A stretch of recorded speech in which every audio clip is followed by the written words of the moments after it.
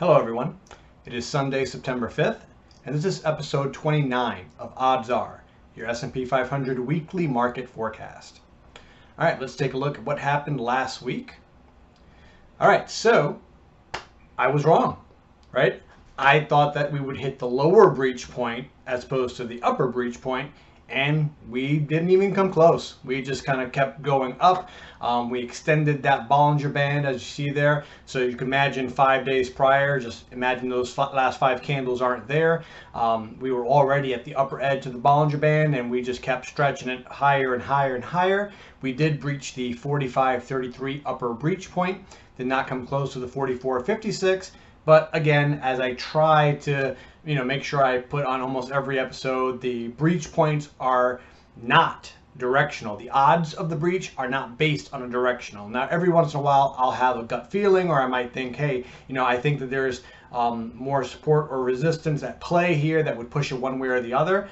But in this case, I thought we would have more resistance pushing it back down, and the market just kind of kept trying to inch its way up. Didn't make any big strides. You can see it's pretty flat on the week there, but we did breach that upper point and just kind of hang out right there.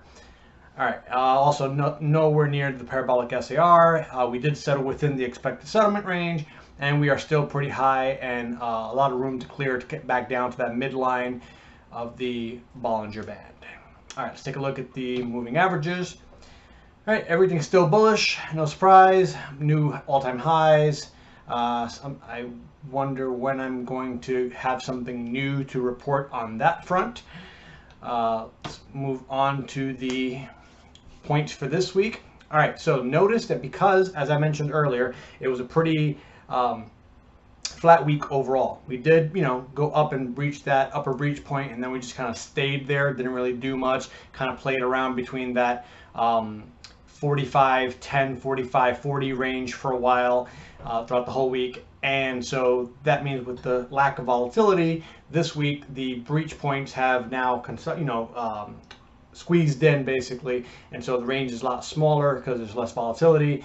So the breach points for this week are going to be between 45.09 and 45.52. 45.09 on the downside, 45.52 on the top side, with odds of 81.27% chance of a breach.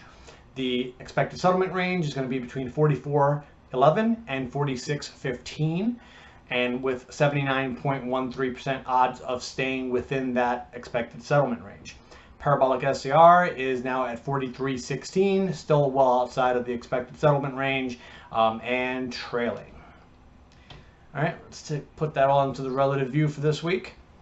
All right, you can see that we are pretty nice and even right between the breach points. So again, in this case, no directional.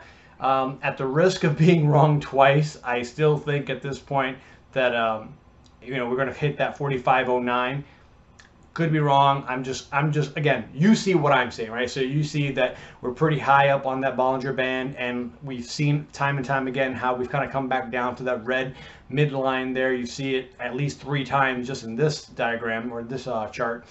But 45.09, I think we're going to pull back down towards that 4,500 and test that limit there. So 45.09 is my call on that. We could actually have a double breach. Actually, would not surprise me at all because the range is small enough to where I think we could definitely have a double breach this week. Whichever one comes first, it doesn't really matter. All right, let's go into. Didn't see that one coming. Well, surprise, surprise there, right? So I kind of hinted at that at the beginning of the show. So I thought we were going to hit the lower breach point, and we did not. Again, not that big of a deal because for me, I look at it and I say, hey, I know that the odds only speak to the fact that we're going to have a breach, and so the odds of actually breaching one or the other are not as high. In fact, let me just pull this up here. I was looking at this earlier today. So on the weekly, let's pull this up.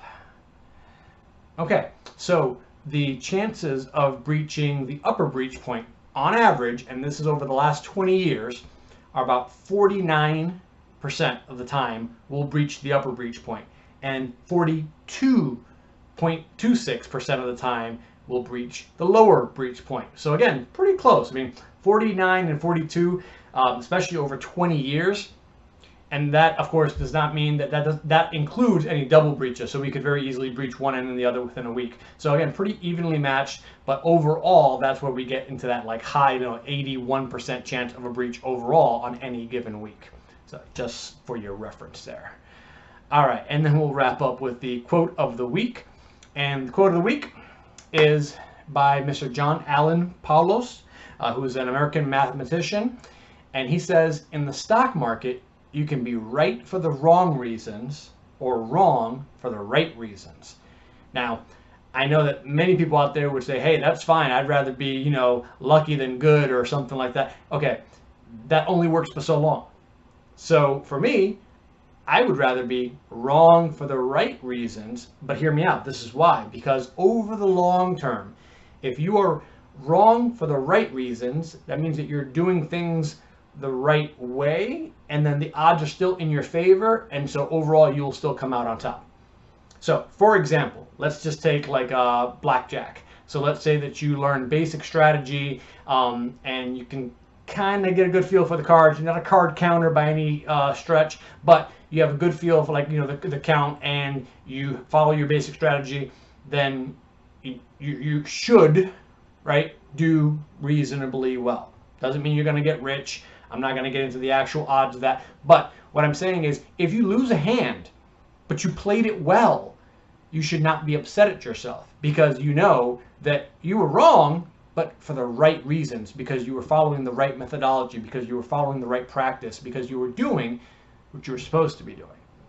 As opposed to if you go up there and you have 19 showing and you say, hit me, right? And you get a 2 and you got 21. Okay, great, but that was a pretty dumb move. So you were right, but for the wrong reasons. Same thing in the market. So if you just decide, hey, I'm gonna buy this stock because my buddy is buying it, or because I saw it on the news or something like that, that's not always the best way of doing it. You could get lucky, but just remember, you can be wrong for doing things for the right reasons, but it's much better to do things for the right reasons and come out ahead in the long run.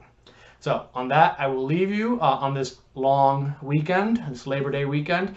The futures markets should still be trading a session tomorrow, not a full session, but you guys that are out there, enjoy your week, enjoy your time with your family, get some burgers, get some hot dogs, whatever you do, and I will see you guys here next Sunday.